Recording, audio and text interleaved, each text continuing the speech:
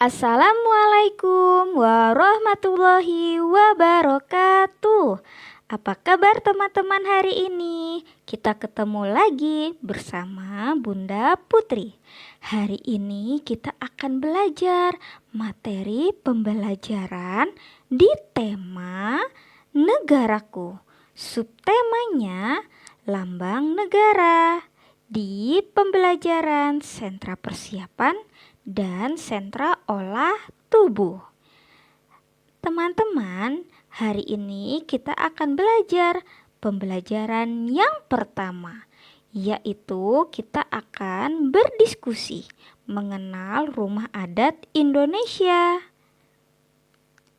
Rumah adat Indonesia.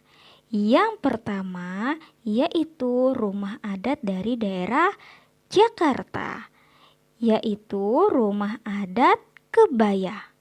Karena bentuk atap yang menyerupai pelana yang dilipat dan apabila dilihat dari samping, maka lipatan-lipatan tersebut terlihat seperti lipatan kebaya loh teman-teman.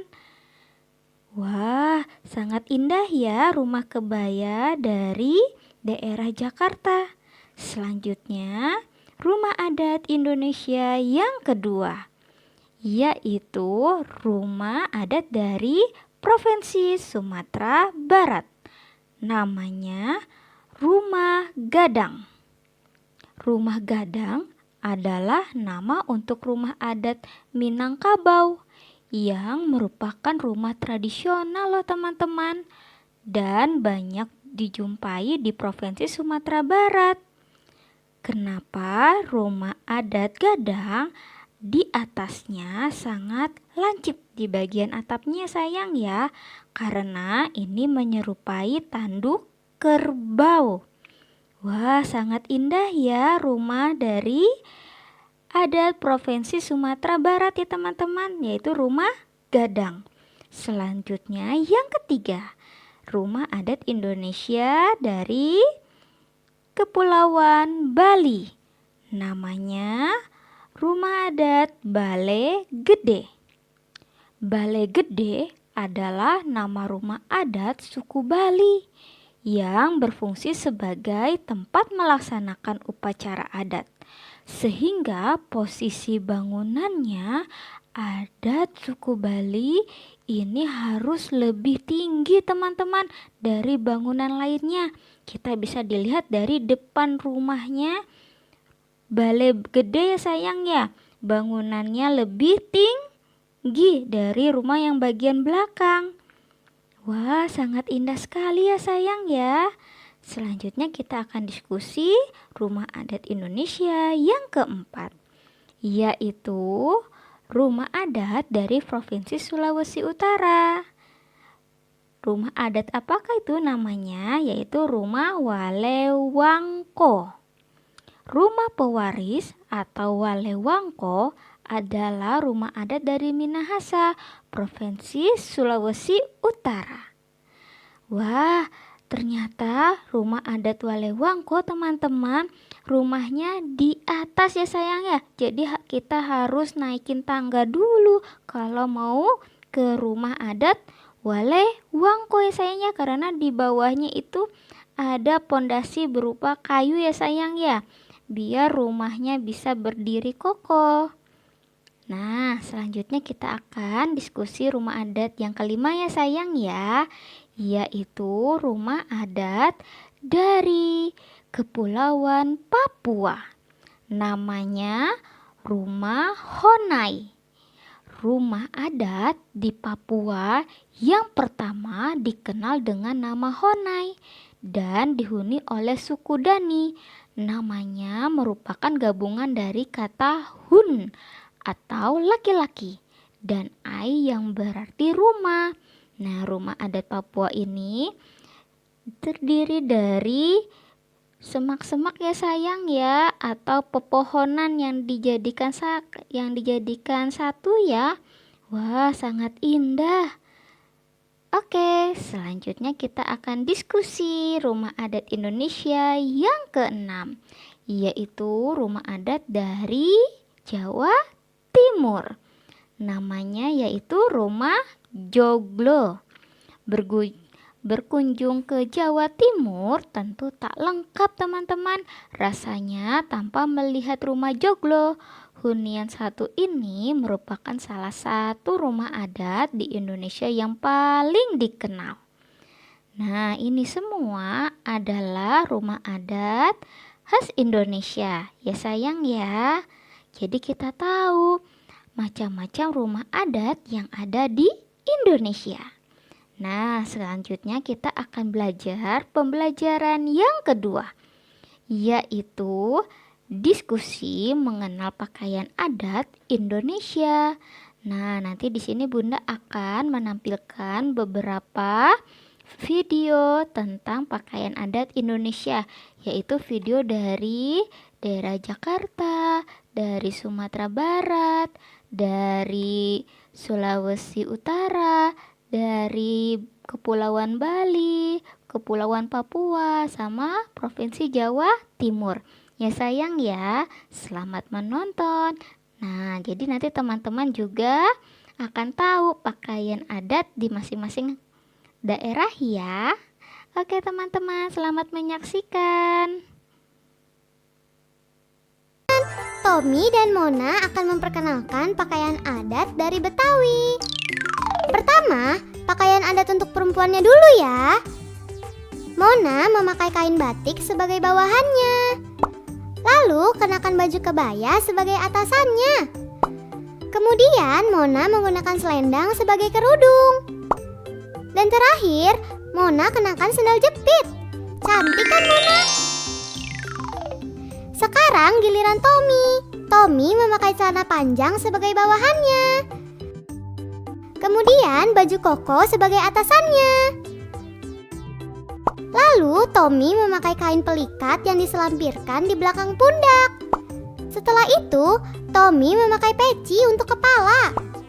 Terakhir, pakai sendal selop sebagai alas kaki. Tommy dan Mona memakai baju adat dari Betawi lagi. Kali ini Diva dan Tommy akan memperkenalkan pakaian adat dari Sumatera Barat.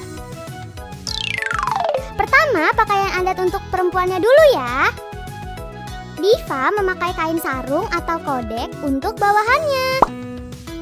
Lalu memakai baju batabue untuk atasannya. Setelah itu, Diva memakai selempang yang digunakan di bahu. Kemudian Diva memakai kalung untuk aksesorisnya. Lalu Diva memakai tengkuluk sebagai penutup kepala. Dan terakhir memakai sendal selop untuk alas kaki. Sekarang giliran Tommy. Tommy memakai sarawa untuk bawahannya. Lalu Tommy kenakan baju untuk atasannya. Kemudian Tommy kenakan sandang yang diselempangkan pada bahu. Tommy kenakan keris sebagai aksesoris. Lalu Tommy memakai destar sebagai penutup kepala. Dan terakhir Tommy memakai sendal selop. Selesai deh. Diva dan Tommy memakai baju adat dari Sumatera Barat. Sampai jumpa. Halo teman-teman, apa kabar? Kali ini Diva dan Putu akan memperkenalkan pakaian adat dari Bali. Pertama, pakaian adat untuk perempuan dulu ya. Diva mengenakan kamen untuk bawahannya. Lalu kenakan baju kebaya sebagai atasannya. Setelah itu, kenakan bulang pasang yang diikatkan melingkar di pinggang. Lalu, kenakan sanggul untuk riasan rambut Diva. Terakhir, Diva memakai sendal selop. Selesai deh. Sekarang giliran Putu. Pertama, Putu memakai kamen untuk bawahannya. Kemudian, Putu memakai baju berwarna putih untuk atasannya. Lalu Putu kenakan umpal yang dililitkan pada bagian pinggang. Setelah itu Putu memakai udeng sebagai penutup kepalanya. Terakhir Putu memakai sendal selop. Selesai deh. Putu dan Diva memakai baju adat dari Bali. Sampai jumpa. Diva dan Tommy akan memperkenalkan baju adat dari Sulawesi Utara. Dimulai dari Diva dulu ya. Untuk bawahannya, Diva memakai kain yang berbentuk seperti duyung. Kemudian Diva memakai kebaya lengan panjang. Setelah itu Diva memakai konde untuk rambutnya. Untuk aksesorisnya, Diva memakai kalung dan anting. Terakhir, Diva memakai mahkota. Selesai deh. Sekarang giliran Tommy ya. Tommy memakai celana panjang untuk bawahannya.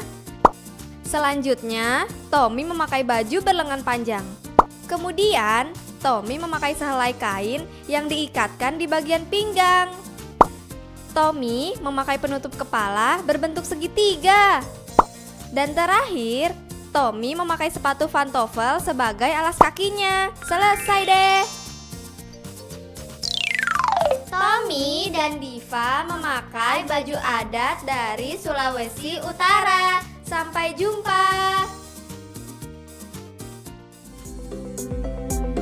Halo teman-teman, subscribe di tombol merah di bawah ini ya.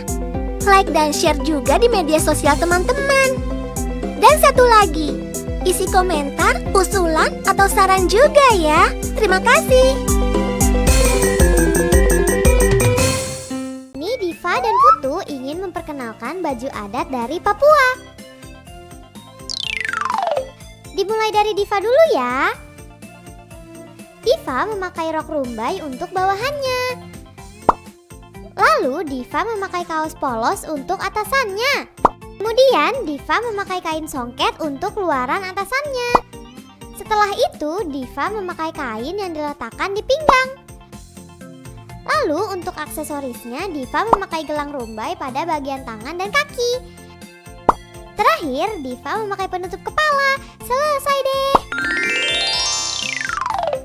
Sekarang giliran Putu. Putu memakai pumi sebagai bawahannya.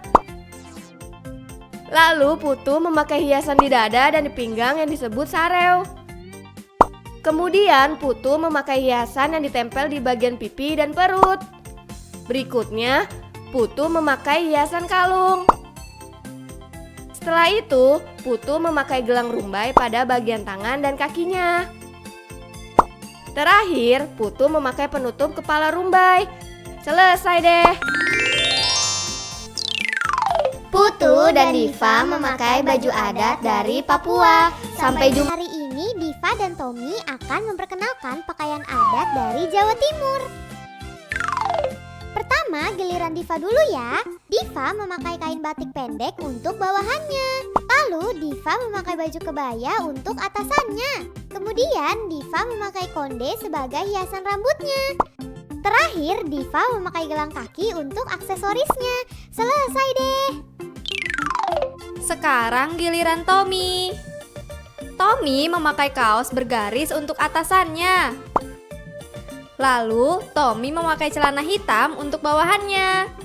Selanjutnya Tommy memakai baju berlengan panjang.